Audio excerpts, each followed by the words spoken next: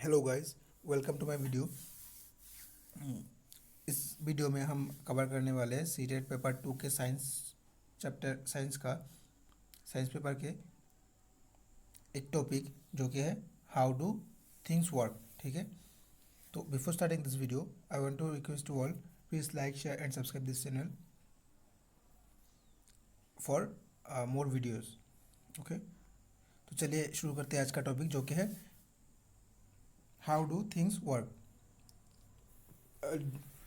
चीज़ें का काम कैसे करते हैं इसके बारे में डिस्कस करना है। ठीक है, पहले डिस्कस करते हैं वर्क के बारे में। वर्क वो है जो हम पूरा दिन में जो भी काम करते हैं वो ही एक वर्क है। पर वो वर्क के लिए कोई कुछ फोर्स वर्क वर्क हो रहा है, कुछ भी चीज़ कैसे हमें पता चलेगा? वो पता चलेगा अगर एक चीज़ एक जगह से दूसरी जगह तक जा रहा है और इसके लिए हम थोड़ा सा फोर्स अप्लाई कर रहे हैं, तो उसे कहेंगे हम कि वो काम हो रहा है। ठीक है, उसका अगर डेफिनेशन देखा जाए तो वो ऐसा है, work is measured by the product of the applied force and the displacement of the body in direction of the force. Force के डायरेक्शन में जो भी होता है, फोर्स दे के कोई भी काम जो भी होता है वो होता है हमारा वर्क। ठीक है, तो ये रहा हमारा वर्क के बारे में डेफिनेशन। चलिए चलते हैं नेक्स्ट स्लाइड पे जो है एनर्जी। एनर्जी क्या है? देखिए, एनर्जी वो है किसी भी काम को करने के लिए कुछ एनर्जी चाहिए होता है हमें, राइट? तो वही है हमारा एनर्जी है। जो भी लगता है ये किसी भी काम को करने के लिए, वही है हमारा एनर्जी। अगर डेफिनेशन देखा जाए तो ऐसा है, to make the things work certain amount of energy is required to possess by the body which is design to do work. जो भी कुछ कोई भी काम करने के लिए एक हमारे बॉडी को एनर्जी चाहिए होता है। ठीक है, तो ये है एनर्जी का डेफिनेशन, या फिर एनर्जी जो भी है उसका डेफिनेशन। अभी डिस्कस करते हैं कि ये जो है एनर्जी जो है, एनर्जी दो पार्ट में ब्रेक होता है। ठीक है, एक है मैकेनिकल एनर्जी और एक है हीट एनर्जी। वही मैकेनिकल एनर्जी के अंदर इसे और दो पार्ट में ब्रेक कर सकते हैं हम, जो कि है काइनेटिक एनर्जी और एक है पोटेंशियल एनर्जी। ये पहला वाला है काइनेटिक एनर्जी।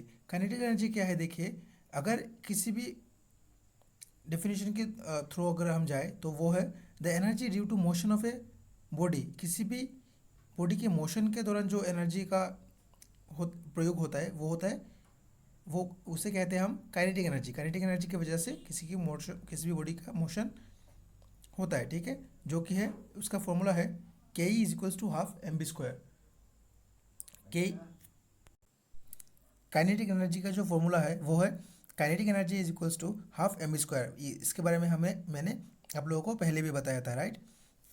तो इसके बारे में थोड़ा और जान लेते हैं। चलिए, एम बी जो है, एम बी है लीनियर मोमेंटम का formula. Linear momentum is equals to होता है p is equals to m b. ठीक है, मतलब एम बी की जगह पे हम लिख सकते हैं पी, क्योंकि पी इज इक्वल्स टू है एम बी। ठीक है, एम वी, तो हम एम बी की जगह पर पी लिख सकते हैं।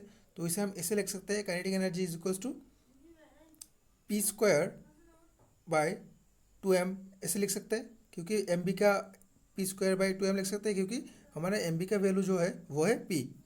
ठीक है, और पी जो है वो है लीनियर मोमेंटम, राइट? तो ये हो गया हमारा energy due to motion of a body is called kinetic energy. अभी डिस्कस करते हैं दूसरे टाइप का जो कि है पोटेंशियल एनर्जी। और पोटेंशियल एनर्जी वो है the energy possess by a body due to its position. एक बॉडी के पोजीशन को जो डिफाइन करता है किसी एनर्जी की वजह से, वो होता है हमारा पोटेंशियल एनर्जी। पोटेंशियल एनर्जी का फॉर्मूला होता है पी ई, मतलब potential energy is equals to m g h. और यहाँ पे एम का वैल्यू है, मतलब एम मतलब है मास, जी मतलब है एक्सेलरेशन ड्यू टू ग्रेविटी, और एच होता है हमारा हाइट। ठीक है, तो और यहाँ पे जो इसका वैल्यू है, एम मतलब मास होता है और वी मतलब वेलोसिटी होता है। ठीक है, अभी डिस्कस करते हैं नेक्स्ट। ये है किसी भी टास्क को करने के लिए अगर कुछ हमारे पास डिस्कस करने के लिए होगा तो इस ब्लैंक पेज में हम कर लेंगे। अभी डिस्कस करते हैं जो इसका एनर्जी का दूसरा पार्ट है हीट एनर्जी। हीट एनर्जी के अंदर में आता है ये स्केल्स, राइट। हीट एनर्जी का अगर डेफिनेशन हम बताना चाहें तो वो ऐसा है, ये body possesses heat energy by virtue of random motion of its molecule. एक बॉडी का जो बॉडी के अंदर जो मॉलिक्यूल्स होते हैं वो मॉलिक्यूल्स का एक जो रैंडम मोशन होता है उसके लिए हीट एनर्जी प्रोड्यूस होता है, ठीक है, उसे कहते हैं हम हीट एनर्जी। और हीट एनर्जी के पहले हीट एनर्जी के मेजर्स करने के लिए कुछ स्केल्स आते हैं। वो है, पहला है सेल्सियस स्केल, दूसरा है केल्विन स्केल, एक है फ़ारेनहाइट स्केल और एक है र्यूमर स्केल। अब सेल्सियस स्केल के बारे में अगर हम पढ़ना चाहें तो उसमें है उसमें आइस पॉइंट जो है वो है 0 डिग्री और स्टीम पॉइंट जो वो है 100 डिग्री सेल्सियस। उसमें 100 इक्वल पार्ट्स होते हैं। और केल्विन के स्केल के बारे में अगर हम बात करें तो है इसके आइस पॉइंट जो है वो है 273 केल्विन और स्टीम पॉइंट जो है वो है 373 केल्विन। आप इसको याद रख सकते हैं। और उसमें भी 2 पॉइंट्स के फिक्स पॉइंट्स को 100 इक्वल पार्ट्स में डिवाइड किया गया है। और फ़ारेनहाइट स्केल में क्या होता है, आइस पॉइंट होता है 32 डिग्री फ़ारेनहाइट और स्टीम पॉइंट होता है 212 डिग्री फ़ारेनहाइट, ठीक है। अभी डिस्कस कर, और इसमें जो इक्वल पार्ट्स होते हैं टू फिक्स्ड पॉइंट में वो होता है 180 इक्वल पार्ट्स, ठीक है।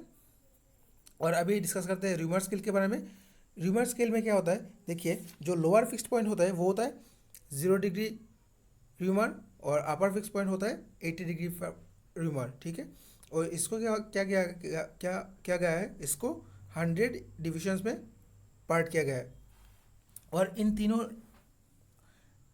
स्केल्स को कन्वर्ट करने के लिए किसी भी वैल्यू का, सपोज आपको बताया गया है र्यूमर, ये इतना र्यूमर है किसी का और आपको निकालना है सेल्सियस, तो आप इससे निकाल सकते हैं, ठीक है। तो इससे हम किसी का भी किसी की वैल्यू को भी किसी स्केल में ट्रांसफ़र कर सकते हैं। और ये जो है रिलेशन जो है वो है Celsius scale by 100 is equals to R/100, R/80 और is equals to F-32/180 is equals to K minus 273/373 minus 273, ठीक है।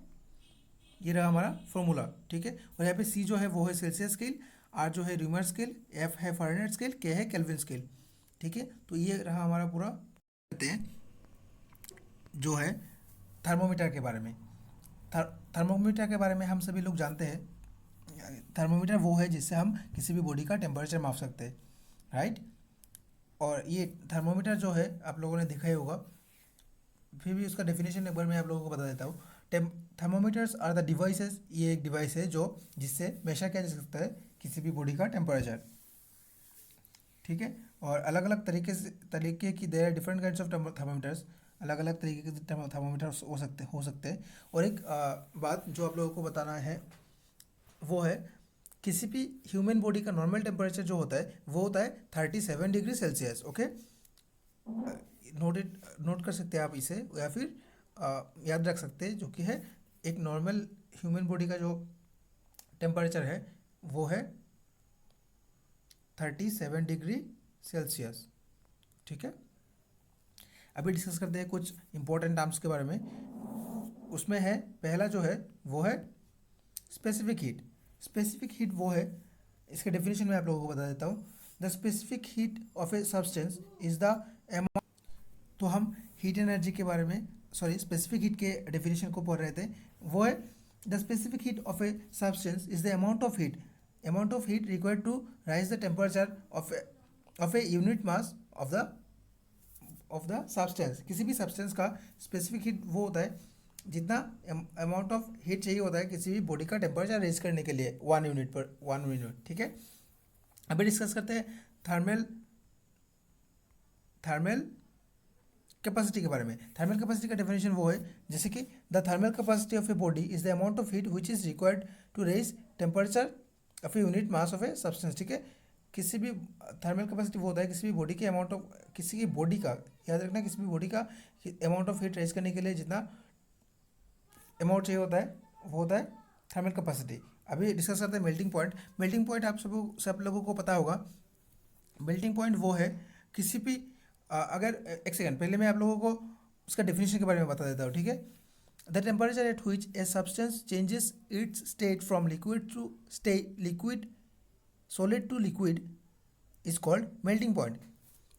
सपोज ये एक कोई भी सब्सटेंस है जो पहले सॉलिड स्टेट में था और फिर वो पिघलते पिघलते लिक्विड स्टेट में आ गया, ठीक है। तो उस प्रोसेस को हम कहते हैं मेल्टिंग, उस स्टेट को हम कहते हैं जो जब ट्रांसफ़र होता है उससे कहते हैं हम मेल्टिंग पॉइंट। जब एक सॉलिड लिक्विड में कन्वर्ट हो जाता है उसे कहते हैं हम मेल्टिंग पॉइंट। और फिर जो है वो है बॉइलिंग पॉइंट। बॉइलिंग पॉइंट का डेफिनेशन पहले बता देता हूँ आप लोगों को। The temperature at which substance changes its state from liquid to gas is called its boiling point. Boiling point वो होता है जिसमें एक लिक्विड को गैसियस स्टेट में चेंज किया जाता है, उसे कहते हैं हम बॉइलिंग पॉइंट। बॉइलिंग पॉइंट का एक डेफिनेशन तो आप लोगों को बता दिया है मैंने। अगर एक एग्जांपल के दौर से हम समझे, अगर हम वाटर को बॉयल करते हैं तब अब जो वो वेपर में कन्वर्ट हो जाता है बॉयल होके, उसमें जो स्टेट लिक्विड से जब गैस बनने का जो स्टेट है, मतलब वो जो पॉइंट है उसे कहेंगे हम बॉइलिंग पॉइंट, ठीक है। और हीट कैपेसिटी वो है जब एक बॉडी कितना टेम्परेचर रेजिस्ट कर सकता है, कैपेसिटी ले सकता है, उसे कहते हैं हम हीट कैपेसिटी, ठीक है। और अभी डिस्कस करते हैं नेक्स्ट, देखते क्या है इसमें है transfer of heat. Transfer of heat क्या है? एक बॉडी में एक जगह से दूसरी जगह तक जो हीट ट्रांसफ़र जहाँ से आना जाना होता है उसे कहते हैं हम ट्रांसफ़र ऑफ हीट, ठीक है। सपोज अगर हम कुछ मैं डेफिनेशन या फिर कुछ एक लाइन में बताऊँ तो ट्रांसफ़र ऑफ हीट वो है, heat always flow from a body at higher temperature to a body of low temperature. अगर हायर टेम्परेचर की कोई बॉडी है और उससे लोअर टेम्परेचर वाला बॉडी में ट्रांसफ़र हो रहा है हीट, तो उसे कहते हैं हम ट्रांसफ़र ऑफ हीट, मतलब हायर से लोअर तक जाने का। और यहाँ पे कुछ सब टॉपिक्स है जिनके बारे में हमें बात करना चाहिए, जो है कंडक्शन, कंडक्टर एंड इंसुलेटर। पहले बात करते हैं कंडक्शन के बारे में। कंडक्शन वो है the transfer of energy between different parts of a body from one body to another body in contact with each other is called conduction. Conduction मतलब क्या है आप लोगों को बता देता हूँ मैं। कंडक्शन वो है जो कि है, अगर मैं ज़्यादा स्पीड में हूँ तो प्लीज़ आप मुझे कमेंट में बोल देना, मैं आप दूसरी जब वीडियो ट्रांसफर अपलोड करूँगा तब स्लो समझाने की कोशिश करूँगा, ठीक है।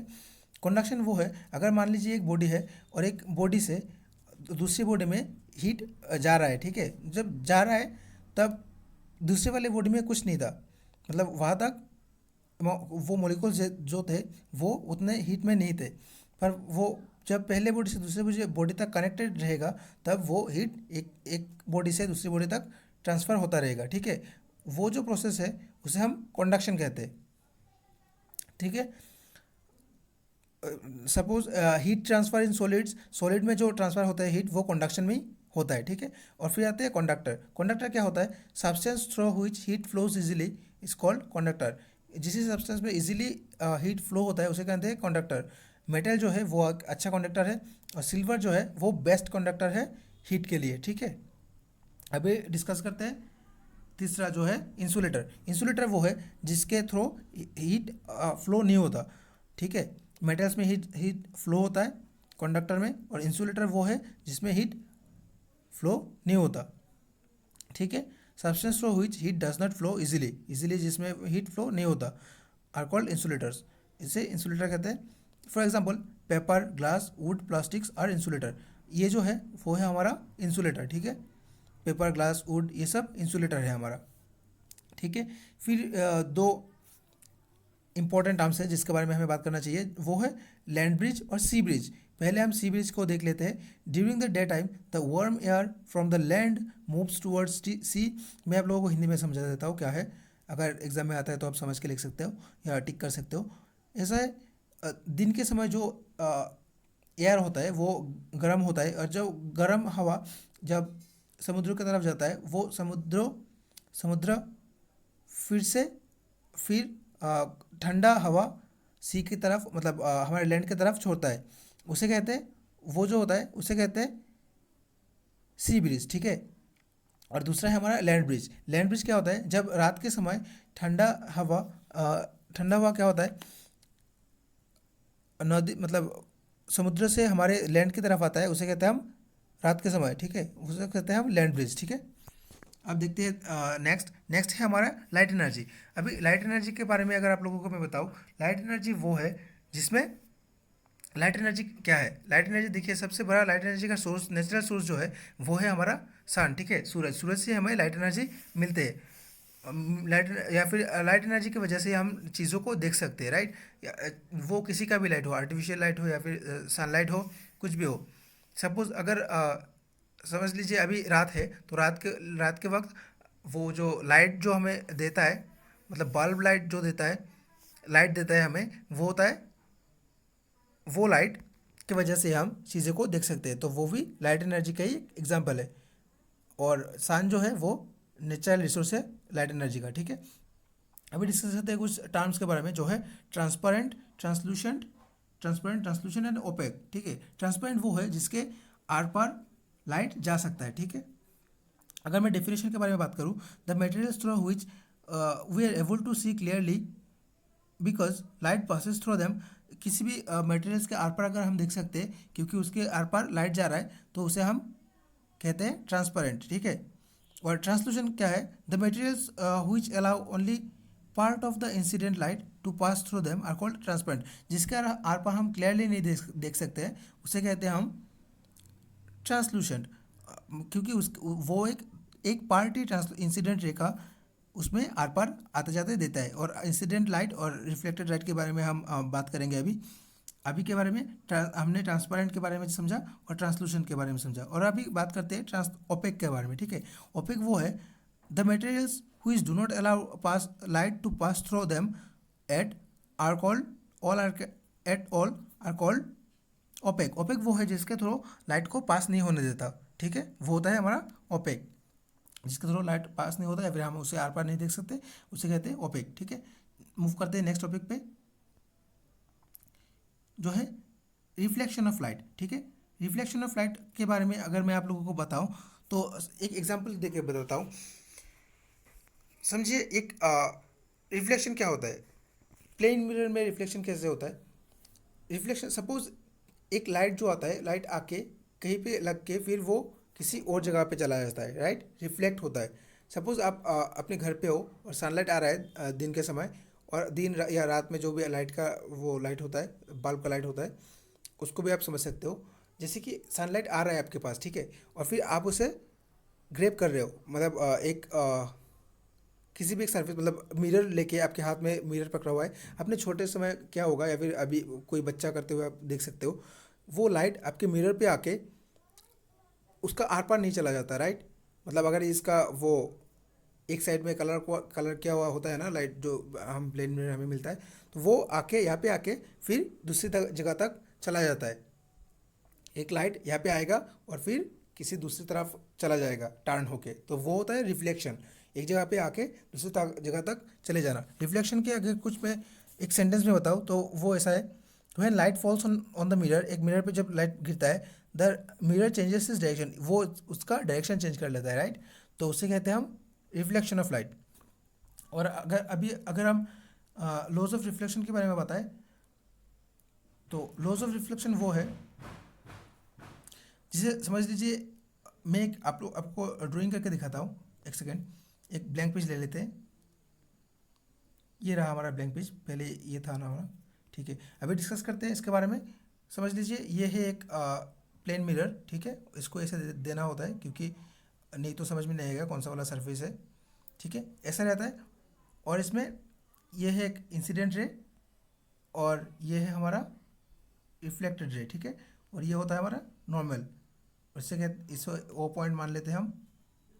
और ये रहेगा हमारा आई, ये रहेगा हमारा आर, ठीक है, ठीक है। और इसको हम इंसिडेंट रे, और ये है नॉर्मल, ठीक है, इसको एन मान लेते हैं हम। तो ये लॉ कुछ इस तरह है रिफ्लेक्शन ऑफ लाइट का, कि ये जो एंगल है, ये जो आ रहा एंगल है, और ये नॉर्मल जो है, और वो जाने वाला जो एंगल है, मतलब i i is equals to r होगा, ठीक है। Angle i is equals to angle r, ये पहला रूल है, लॉज ऑफ रिफ्लेक्शन का पहला रूल है, ठीक है।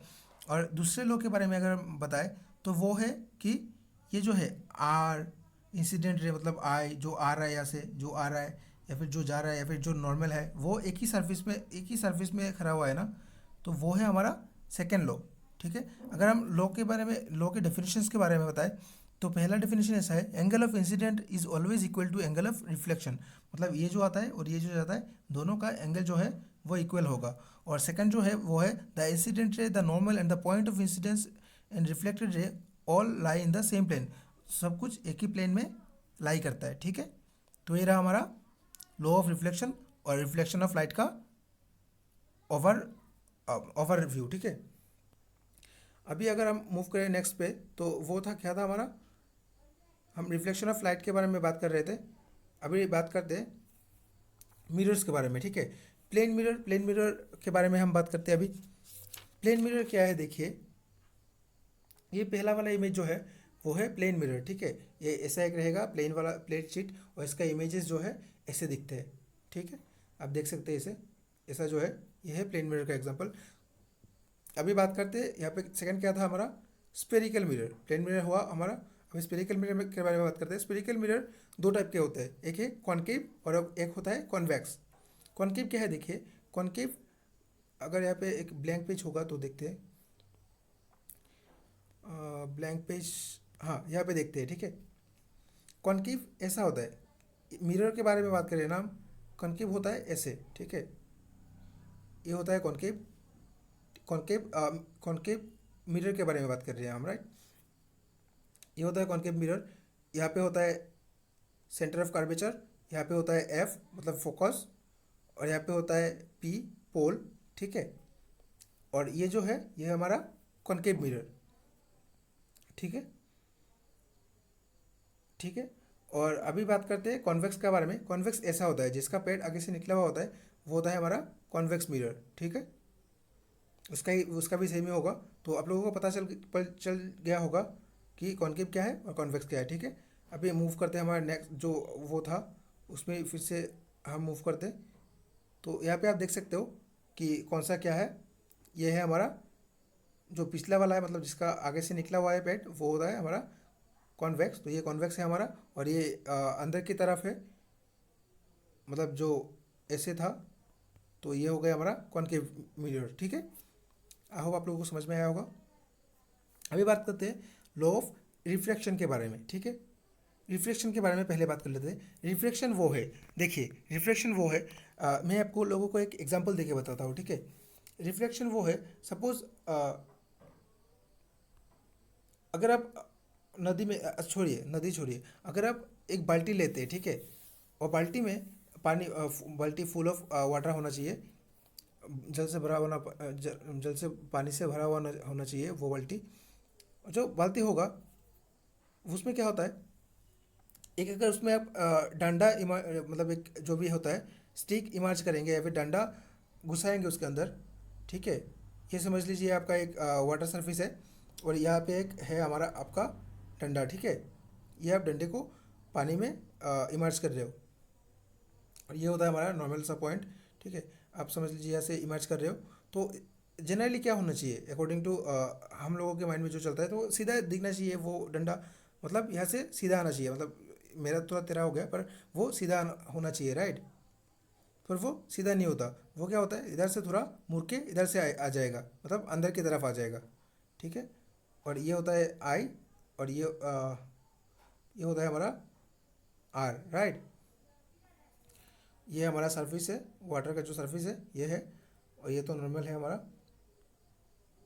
ठीक है। तो वो डंडा थोड़ा ऐसे अंदर की तरफ आएगा, जो अंदर की तरफ आता है ना, उसी उसी के लिए हम उसे कहते हैं लॉ ऑफ रिफ्रैक्शन के बारे में। रिफ्रैक्शन के लिए वो ऐसा होता है, ये होता है मीडियम वन, मतलब मीडियम वन हमारा क्या था, एयर था, ठीक है। तो ये था हमारा रिफ्लेक्शन का जो भी है, रिफ्लेक्शन कैसे होता है उसी के बारे में हमें आइडिया मिल चुका है कि रिफ्लेक्शन ऐसे होता है एक मीडियम से। ये था हमारा मीडियम वन जो है वो था हमारा एयर, राइट। इसमें एयर था हमारा मीडियम वन, और मीडियम टू हो जाएगा हमारा ये जो कि है ये, ठीक है, मीडियम 2 है ये, और ये होगा हमारा वाटर, राइट। तो जो एक मीडियम 1 से मीडियम 2 तक आते वक्त जो इसने अपना डायरेक्शन दिखाया है, तो ये होगा हमारा रिफ्लेक्शन की वजह से होता है ऐसा, ठीक है। तो आगे से ऐसा होता है, तो आप जादू मत समझिएगा इसे, इसे समझ सकते हैं आप, लॉ ऑफ रिफ्रैक्शन की वजह से ऐसा होता है, ठीक है। ये सब रिफ्रैक्शन की वजह से होता है। और अगर हम इसके लॉज के बारे में देखें तो लॉ ऐसे कहते हैं। और एक बात याद रखिएगा, रिफ्लेक्शन का जो लॉज है वो स्नेल ने दिया है, तो लॉज ऑफ रिफ्लेक्शन को स्नेल्स लॉ भी कहते हैं, स्नेल्स लॉ भी कहते हैं, ठीक है। डिस्कस करते हैं और लॉज के बारे में। लॉ जो है, जो आप लोगों को मैंने बताया था, ये जो था एक सरफेस था, और जो ये आ रहा था यहाँ पे, आके यहाँ से इधर चला जा रहा था, ये एक था, ये इसको आना चाहिए था इधर, और ये इधर, ये इधर, ये आई था, ये आर था, राइट। तो ये जो होता है, ये होता है sine i, sine i by sine r, r is equals to जो होता है वो होता है कांस्टेंट होता है एक, ठीक है। एक कांस्टेंट जो होगा वो होगा sine i by sine r is equals to constant. ये पहला ये होगा सेकेंड लॉ। और फर्स्ट लॉ जो है वो है इंसिडेंट रे, रिफ्लेक्टेड रे, मतलब आई आर और सब कुछ जो है वो एक ही प्लेन में है ना, देखिए आप, एक ही प्लेन में है ना, एक ही प्लेन में हो रहा है ना। तो ये है हमारा फर्स्ट लॉ। फर्स्ट लॉ में है जो सब आई आर और रिफ्लेक्टेड जो भी है, जो सरफेस है वाटर का, वही है, वो एक ही प्लेन में लाई कर रहा है, तो वो है हमारा पहला। अगर मैं इसके डेफिनेशन के बारे में बात करूँ तो वो है the incident ray, the refracted ले, देखिए रिफ्रैक्टेड कहते हैं इसे, ठीक है, क्योंकि ये यहाँ से होके थोड़ा सा मुड़ रहा है ना, तो इसे रिफ्रैक्टेड कहते हैं। तो रिफ्रैक्टेड रे, और रिफ्लेक्टेड क्या था, एक जगह से आके रिफ्लेक्ट होके कहीं और जगह पे जाना, ठीक है, मतलब रिफ्लेक्ट होकर जाना, उसका डायरेक्शन चेंज करना, ठीक है। तो वो था रिफ्लेक्शन, और ये है refraction. The incident ray, the refracted रे एंड द नॉर्मल, ये नॉर्मल जो है एन, ये जो नॉर्मल है एन, सभी एक ही प्लेन में लाई कर रहे हैं, राइट। तो ये होगा हमारा पहला। और सेकंड तो मैंने आप लोगों को बता दिया, sine i by sine r is equals to constant होता है, ठीक है। अभी बात करते हैं नेक्स्ट। नेक्स्ट क्या था हमारा, देखिए लेंसेज। लेंसेज के बारे में बात कर लेते हैं। लेंसेज दो टाइप के होते हैं, एक होता है कॉन्वेक्स लेंस, एक होता है कॉन्केव लेंस। आप देख सकते हैं ये है हमारा कॉन्वेक्स लेंस। मैंने आप लोगों को पहले कॉन्वेक्स मिरर के बारे में बताया था, वैसा ही है। उसके दोनों तरफ क्या होता है, पेट आगे से निकला हुआ होता है, वो होता है कॉन्वेक्स लेंस। और जो कॉन्केव लेंस होता है वो उसके दोनों तरफ अंदर की तरफ ऐसे होता है, राइट। ये है हमारा कॉन्वेक्स लेंस और कॉन्केव लेंस। लेंस के बारे में ये था हमारा। और इसके आगे अगर हम कुछ बात करें तो हम डिस्पर्शन ऑफ लाइट के बारे में बात कर सकते हैं। डिस्पर्शन ऑफ लाइट मैं आप लोगों को बता देता हूँ। आप the phenomenon of splitting of white light, एक जो वाइट लाइट चेंज हो के प्रिज्म के बीच में बीच से आगे जाते हैं। अगर आपने 11th में आपका साइंस रहा ही होगा, तो आपने एक वो होगा डिस्पर्शन ऑफ लाइट का एक क्या होता है, एक फॉर्मूला, नहीं फॉर्मूला नहीं, वो प्रैक्टिकल होता है हमारा, राइट। तो प्रैक्टिकल में आपने क्या होगा ऐसा, हम देखते हैं एक तरफ ड्राइंग करके, और बाकी जो कलर दिखते हैं अलग अलग से, वहाँ पे हम पिन करके इसको ड्रॉ करते हैं, राइट। तो वो होगा हमारा डिस्पर्शन ऑफ लाइट। इसको मैं डेफिनेशन बता देता हूँ आप लोगों को, आप लोगों को ओवरव्यू लग जाएगा। ऐसा है कि the phenomenon of splitting of white light into its component colours on passing through a prism के बीच में जो जाता है, इसे कहते हैं डिस्पर्शन ऑफ लाइट, ठीक है। और अभी डिस्कस करते हैं ह्यूमन आई के बारे में, ठीक है। ह्यूमन आई में क्या है, देखिए ह्यूमन आइज का डिफरेंट पार्ट्स होता है। ये पहला वाला है ये क्रिस्टलाइन लेंस, दूसरा है एक्वस ह्यूमर, एक है प्यूपिल, एक है आइरिस, एक है कॉर्निया, राइट। और यहाँ पे है सिलेरी मसल, ये है रेटिना, यह है ऑप्टिक नर्व, यह है विट्रियस ह्यूमर, राइट। अब हम रेटिना की अगर डेफिनेशन के बारे में बात करें, या फिर क्या है रेटिना, वो बात करें, तो उसका डेफिनेशन मैं आप लोगों को बता देता हूँ। वो ऐसा है कि it is the light sensitive surface, ठीक है। ये लाइट सेंसिटिव है, इसका इसमें लाइट सेंसिटिव रहता है इसमें, ठीक है। लाइट सेंसिटिव सरफेस, ये जो सरफेस है ये लाइट सेंसिटिव है, ठीक है, रेटिना का। which इमेज इज फॉर्म, यहाँ पे इमेज फॉर्म, रेटिना में इमेज फॉर्म होता है, याद रखना। It contains light sensitive sales, इसमें लाइट सेंसिटिव सेल्स होते हैं, रॉड, और उसे रॉड्स और कोन्स कहते हैं।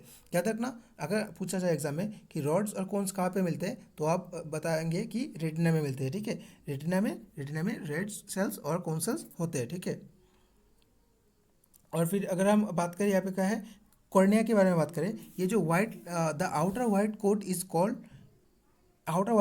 Called cornea. It protects the interior from accident से बचाता है। ये देखिए यहाँ पे, ये यहाँ पे जो है वाइट सेल्स, इसे कहते हैं हम, जो एक्सीडेंट से हमें बचाता है बाहर के कोई भी एक्सीडेंट से, वो है हमारा कॉर्निया हमें सेव करता है, ठीक है। ये था ओवरव्यू अबाउट, क्या था ये हमारा, ह्यूमन आई के बारे में, ठीक है। और रॉड्स और कोन्स अगर आपको बताया जाए तो आप बताएंगे कि ये है।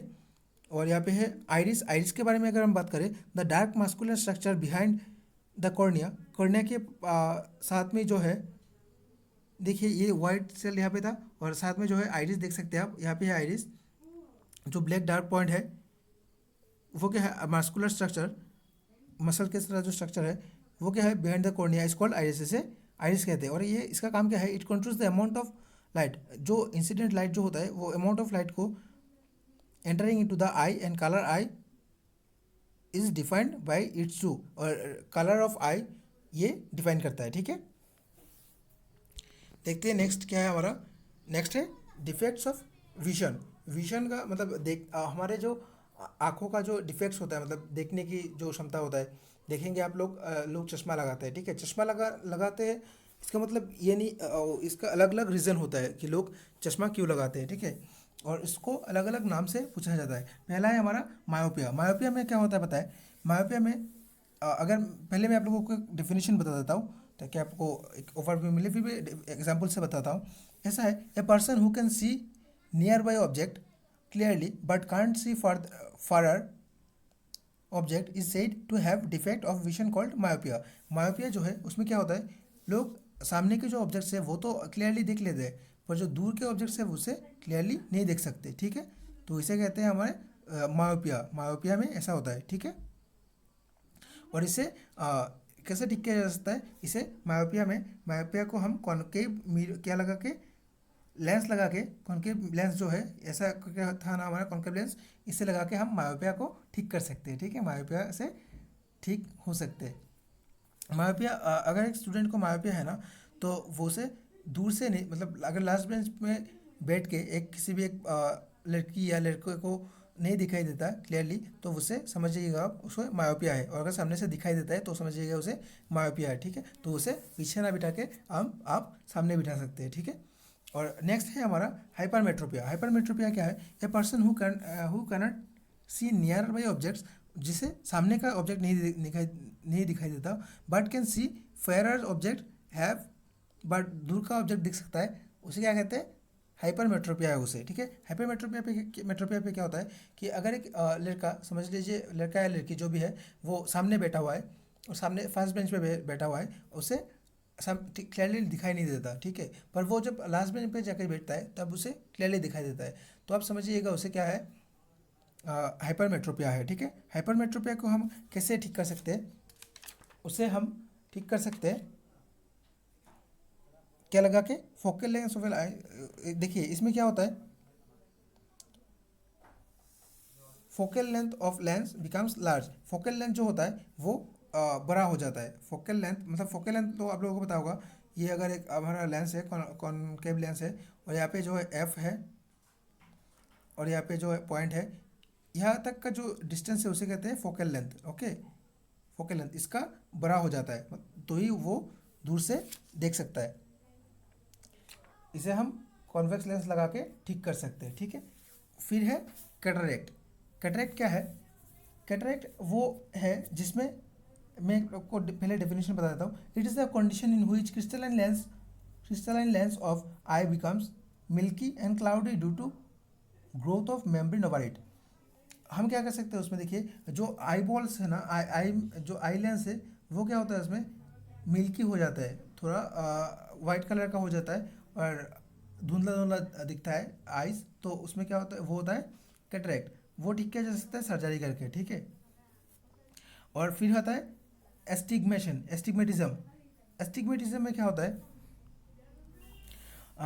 It is an I condition with blur vision, it is main centre. उसका एस्टिग्मेशन क्या है, अगर ब्लर मतलब धुंधला धुंधला दिखता है किसी भी पर्सन को, लड़का या लड़की को या फिर बुजुर्ग को, तो उसमें उसमें उनका क्या हुआ होगा, उसमें उसमें उनका हुआ होगा एस्टिग्मेशन, ठीक है, धुंधला धुंधला दिखता है। तो इसे क्या जा सकता है, ग्लासेस के थ्रू, कॉन्टैक्ट लेंस के द्वारा इसे ठीक किया जा सकता है, या फिर laser surgery, reflective laser surgery के द्वारा ठीक किया जा सकता है, ठीक है। देखते हैं नेक्स्ट हमारा क्या है। नेक्स्ट है इंपॉर्टेंट अंक जो कि है साउंड एनर्जी। साउंड एनर्जी क्या है, देखिए साउंड कैसे प्रोड्यूस होता है, साउंड प्रोड्यूस होता है वाइब्रेटिंग ऑब्जेक्ट से, ठीक है। वाइब्रेटिंग ऑब्जेक्ट जो भी है उससे हमारा साउंड प्रोड्यूस होता है, राइट। और साउंड जो है वो वैक्यूम में ट्रेवल नहीं कर सकता, ठीक है। इसके लिए कुछ मीडियम चाहिए, गैस, लिक्विड, सॉलिड, ऐसे मीडियम चाहिए। जहाँ पे कुछ भी नहीं है, गैस, लिक्विड और सॉलिड, उसे उस पॉइंट पे लाइट साउंड ट्रेवल नहीं करेगा, ठीक है। और इसका जो यूनिट है वो है हर्ट्ज। साउंड एनर्जी का जो क्या है, क्या बोला था हमने आप लोगों को, यूनिट वो है हर्ट्ज, और इसे वो एच जेड से डिनोट करते हैं, ठीक है। और फिर बात करते हैं क्या है हमारा, नेक्स्ट है इलेक्ट्रिकल एनर्जी, ठीक है। इलेक्ट्रिकल एनर्जी, इलेक्ट्रिकल एनर्जी क्या है, जो it arises because work is done in moving free charge carries in a particular direction inside a conductor. वो क्यों आता है, क्योंकि मूविंग जो फ्री चार्ज होता है वो मूव करता है, कैरी करता है किसी भी डायरेक्शन में, पर्टिकुलर डायरेक्शन में, एक कंडक्टर के अंदर। कंडक्टर के बारे में आप लोगों को पहले बताया था मैंने। तो उसके अंदर जो फ्री पार्टिकल्स कैरी करके मूव करता है, उसकी वजह से इलेक्ट्रिकल एनर्जी पैदा होता है, ठीक है। तो इलेक्ट्रिकल एनर्जी हो गया। फिर बात करते हैं इलेक्ट्रिक करंट के बारे में। इलेक्ट्रिक करंट क्या है, देखिए the electric current is a flow of electric charge. वो एक फ्लो ऑफ इलेक्ट्रिक चार्ज का मतलब, फ्लो ऑफ इलेक्ट्रिक चार्ज क्या है, इलेक्ट्रिक चार्ज है इलेक्ट्रॉन्स, ठीक है। इलेक्ट्रॉन्स जब फ्लो करता है थ्रू एक कंडक्टर में, कंडक्टर मतलब आप मेटल मेटल बोल सकते हैं, मेटल या फिर सिल्वर, मेटल में जो भी आता है सिल्वर बेस्ट कंडक्टर है मेटल में। और मेटल में तो वो कंडक्शन होता है, एक अच्छा गुड कंडक्टर है मेटल। तो वो होता है हमारा इलेक्ट्रिक करंट। इलेक्ट्रिक करंट का मैं अगर फॉर्मूला बताऊँ आप लोगों को, तो वो ऐसा होगा, इलेक्ट्रिक करंट को आई से डिनोट करते हैं, ठीक है। और इसको कह सकते हैं हम क्यू बाई टी, मतलब किसी भी एक टाइम में कितना अमाउंट ऑफ चार्ज इलेक्ट्रॉन जा रहा है, तो वो होता है हमारा इलेक्ट्रिक करंट, ठीक है, ठीक है। और इसका ऐसा यूनिट जो है वो है एम्पियर, एम्पियर है, और इसे हम ए से डिनोट करते हैं, ठीक है, ऐसा यूनिट है। और इसमें इलेक्ट्रिक करंट में दो टाइप है, एक है डायरेक्ट करंट, एक होता है ऑल्टरनेटिंग करंट। डायरेक्ट करंट क्या है, देखिए when A current flows always same direction with the same frequency with the frequency is zero. अगर एक करंट सेम डायरेक्शन में जा रहा है, ठीक है, और सेम डायरेक्शन में जा रहा है, यहाँ से चार्जेस जो है, इलेक्ट्रॉन्स जो है जा रहा है सेम डायरेक्शन में, एक ही डायरेक्शन में फ्लो करता है। और इसमें क्या होता है, फ्रीक्वेंसी जो होता है, फ्रीक्वेंसी मतलब ऐसे ऐसे जो फ्रीक्वेंसीज होते हैं, फ्रीक्वेंसीज जीरो होता है, फ्रीक्वेंसीज नहीं होता है, तो उसे कहते हैं हम, क्या कहते हैं, क्या कहते हैं उसे, डायरेक्ट करंट, ठीक है। ये होता है हमारा डायरेक्ट करंट, ठीक है। और अगर हम ऑल्टरनेटिंग करंट के बारे में बात करें, तो वो है हमारा, क्या है हमारा ऑल्टरनेटिंग करंट। ऑल्टरनेटिंग करंट ऐसा होगा कि देखिए पहले मैं डेफिनेशन बताता हूँ आप लोगों को। When the current changes direction after equal interval of time, equal interval, एक इंटरवल ऑफ टाइम के बाद जब वो अपना डायरेक्शन चेंज करे, तो उसे कहते हैं हम क्या कहते हैं हम, ऑल्टरनेटिंग करंट। सपोज ये एक पॉइंट है करंट का, ये यहाँ से जाके फिर यहाँ से जाके यहाँ से जा रहा है, और ये एक पॉइंट है समझ लीजिए, ये यहाँ से जाता तो वो होता, क्या होता, डायरेक्ट करंट। पर वो यहाँ से जा रहा है, फिर यहाँ पे जा रहा है, फिर यहाँ पे जा रहा है, ठीक है। तो उसे कहते हैं इक्वल इंटरवल ऑफ टाइम में जो जाता है वो होता है, क्या होता है हमारा, ऑल्टरनेटिंग करंट, ठीक है। देखते हैं नेक्स्ट क्या है हमारा। नेक्स्ट है कंपोनेंट्स ऑफ करंट। देखिए कंपोनेंट्स, करंट्स के क्या क्या कंपोनेंट्स होते हैं, कैसे करंट फ्लो होता है, और क्या क्या चीज़ें रिक्वायर होते हैं करंट के लिए, इलेक्ट्रिक करंट के लिए। वो है, एक चाहिए होता है हमें स्विच, ठीक है। ये है हमारा स्विच। स्विच जो हम देते हैं, स्विच के बिना तो करंट लाइट ऑन ऑफ नहीं होगा, पर वो सेकेंडरी है, वो बाद में चाहिए होता है। स्विच के लिए, स्विच के पहले भी हमें चाहिए होता है, एक बैटरी चाहिए होगा, एक बल्ब चाहिए होगा जो जलेगा या नहीं हमें पता लगना चाहिए, और एक होगा लगना चाहिए होगा वायर, राइट। बैटरी से हमें बैटरी या फिर करंट जो भी है वो, उससे हमें जोड़ना होगा तार को, वायर को, फिर लाइट में जोड़ना होगा और एक स्विच से जोड़ना होगा, ठीक है। ये जो स्विच है अभी ऑफ है। ऑफ क्यों है? क्योंकि ये लगा नहीं हुआ है। ये अगर ये लगा हुआ होता तो होता स्विच ऑन होता, राइट। और एक अभी है ये स्विच ऑफ है, ठीक, क्योंकि खुला हुआ है लाइन, ठीक है। और यहाँ पे अगर मैं और कुछ किसी के बारे में बात करूँ तो क्या है, कंपोनेंट्स ऑफ, इसको तो बात बात कर लिया हमने। फिर इसमें आप लोगों को दिखाना था कि अगर ये आके यहाँ से मतलब ना जुड़े तो ये होता है क्या, स्विच ऑफ होगा, ठीक है, ये होगा ऑफ, राइट। अगर ये लगा हुआ होगा यहाँ पे, मतलब अगर आपने स्विच ऑन किया है, ये होता है ना, ऐसे होता है हमारा स्विच, और अगर ऐसे लगा हुआ होता है तो होगा ऑफ, ऑन होगा, ठीक है। तो ये अगर ये तो हो गया ऑफ हुआ था पहले था, और ये लगा हुआ है तो मतलब ये है ऑन, राइट। ये था हमारा ऑन ऑफ के बारे में। अभी बात करते हैं मैग्नेट्स के बारे में। मैग्नेट्स के बारे में आप लोगों को पता होगा, देखिए क्या है, मैग्नेट्स क्या है, और इसे स्विच ऑन ऑफ जो होता है उससे हम क्या कहते हैं, स्विच जब ये लगा हुआ होगा ना, जब लगा हुआ होगा ये किसी के साथ किसी सरफेस में जब लगा हुआ होगा स्विच, उसे कहते हैं हम क्लोज सर्किट। और जब वो स्विच ऑन रहता है तो इसे हम कहते हैं ओपन सर्किट, ठीक है। ओपन सर्किट कहते हैं हम इसे, और इसे कहते हैं क्लोज्ड, ठीक है। इसे कहते हैं क्लोज्ड सर्किट, ठीक है। और एक टर्म है जो आप लोगों के साथ डिस्कस करना चाहिए, जो है, देखिए यहाँ पे है, क्या है ये, इलेक्ट्रिक करंट, जो वो है इलेक्ट्रिक सेल, ठीक है। इलेक्ट्रिक सेल क्या है, the device which converts chemical energy into electrical energy. जो सेल वो है जो क्या कहता है, जो क्या करता है, जो केमिकल एनर्जी जो है उसे इलेक्ट्रिकल एनर्जी में चेंज करता है, उसे कहते हैं हम, क्या कहते हैं उसे, इलेक्ट्रिक एनर्जी, ठीक है। अभी नेक्स्ट टॉपिक पे चलते हैं, जो कि था हमारा मैग्नेट, राइट। मैग्नेट के बारे में बात करते हैं। मैग्नेट क्या है, देखिए मैग्नेट दो तरह का हो सकते हैं, एक होता है नेचुरल मैग्नेट, एक होता है मैनमेड मैग्नेट। हम अगर नेचुरल मैग्नेट के बारे में बात करें तो नेचुरल मैग्नेट वो है, और मैग्नेट में आप लोग जानते होंगे मैग्नेट किसे कहते हैं। मैग्नेट की डिफिनेशन के बारे में अगर बात करें तो मैग्नेट वो है, the material which can attract the magnetic substances is called magnetic substances. का मतलब वो है कि कोबाल्ट, आयरन या निकल को अपनी तरफ खींच सके, तो उसे कहते हैं मैग्नेट, ठीक है। और मैग्नेट का दो पोल होता है, आप लोगों को पता होगा। इसे सपोज ये एक मैग्नेट है, तो यहाँ पे एक साउथ पोल होता है, एक नॉर्थ पोल होता है, राइट। अब 11th या 12th में आप लोगों ने इसका क्या होगा, प्रैक्टिकल्स में होता है हमारा, वो होता है, ठीक है। ऐसे होता है मैग्नेट्स। मैग्नेट्स हमने देखना, मैग्नेट तो वैसे भी देखते हैं, टाइप अलग अलग टाइप के होते हैं, तो हमने जो लेबोरेटरी में देखा है तो वो ऐसा था, ठीक है। तो और फिर जो है हमारा क्या है, नेचुरल मैग्नेट, ठीक है। नेचुरल मैग्नेट क्या है, देखिए नेचुरल मैग्नेट की बात करते हैं। नेचुरल मैग्नेट्स द स्टोन्स और the minerals having magnetic properties. जो भी स्टोन है, पत्थर है या फिर वो मिनरल्स है, वो खनिज है, वो क्या करते हैं, वो अगर मैग्नेटिक प्रॉपर्टी है उसके अंदर, ठीक है, उसके अंदर का मैग्नेटिक प्रॉपर्टी है तो उसे हम कहेंगे नेचुरल मैग्नेट्स, ठीक है, ठीक है। तो नेचुरल मैग्नेट्स में देखिए क्या होता है, उसके कुछ प्रॉपर्टीज़ होते हैं, वो होते हैं मैग्नेट्स के, नेचुरल मैग्नेट में मैग्नेटिज्म जो होता है वो लो होता है कंपेरेटिवली आर्टिफिशियल या फिर मैनमेड मैग्नेट से, ठीक है। और ठीक है, तो इसमें तो और इसका इरेगुलर शेप्स हो सकता है, तो ये कुछ प्रॉपर्टीज था। और फिर बात करते हैं मैनमेड मैग्नेट्स के बारे में। The magnets which made artificially are called unnatural magnets. Unnatural magnets कहते हैं या फिर मैनमेड मैग्नेट्स कहते हैं, ठीक है। उनका मैग्नेटिज्म जो होता है वो क्या होता है, बहुत पावरफुल होता है, मतलब नेचुरल मैग्नेट से पावरफुल होता है। उनका अगर एग्जाम्पल के बारे में बात करें हम, उनका डिफरेंट शेप्स होता है, ठीक है। जैसे कि बार मैग्नेट समझ लीजिए, सर्कुलर मैग्नेट होता है, रिंग मैग्नेट होता है, हॉर्स शू मैग्नेट होता है, यू शेप मैग्नेट होता है, ठीक है। वो सब होता है मैनमेड मैग्नेट के अंदर, ये सब आएगा, ठीक है।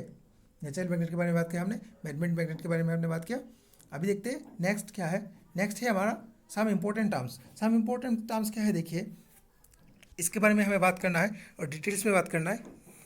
आई होप आप लोगों की एनर्जी अभी तक बची हुई होगी, आप लोग पूरा वीडियो देख रहे होंगे, आप लोगों का ही फ़ायदा होगा ये वीडियो देखेंगे तो।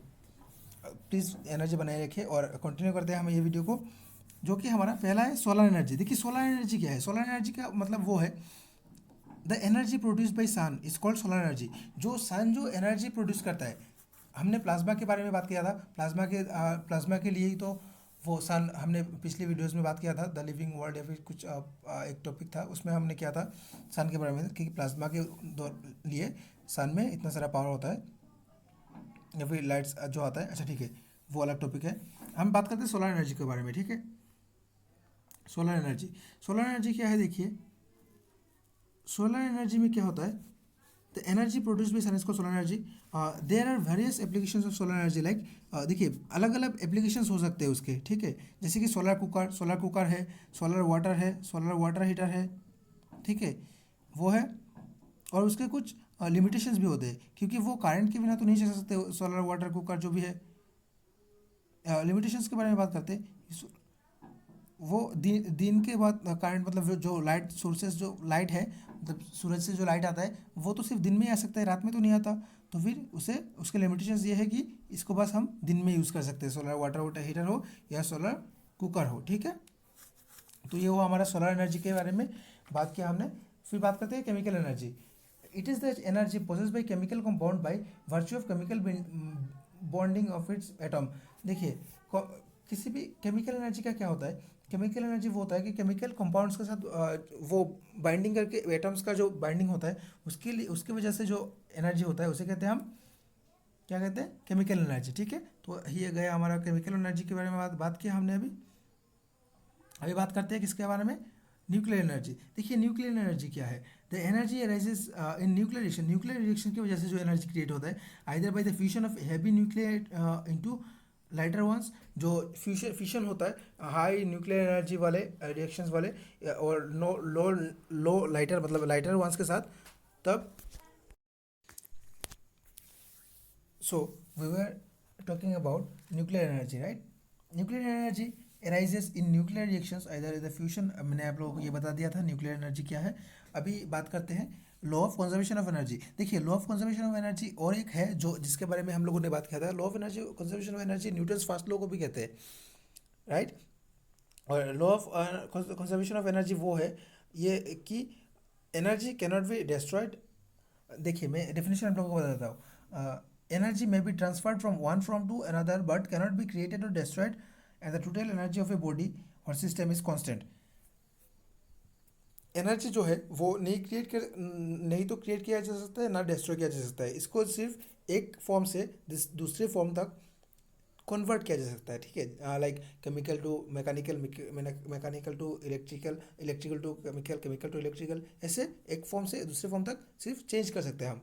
बस इसको क्या नहीं कर सकते हम, इसको हम डिस्ट्रॉय नहीं कर सकते और क्रिएट नहीं कर सकते, ठीक है। उसके बाद चेंजेस कर सकते हैं। This is all about how do things work, right. If you like this video, give a thumbs up to this video and share with your friends. I hope ये वीडियो आप सब लोगों को पसंद आया होगा, तो प्लीज़ इस वीडियो को ज़्यादा से ज़्यादा शेयर कीजिएगा। एंड ये जो लाल वाला एक बटन होता है उसमें क्लिक कर देना, आप लोग सब लोग सब्सक्राइब कर देना प्लीज़। मिलते हैं अगली वीडियो में, तब तक के लिए take care and good bye.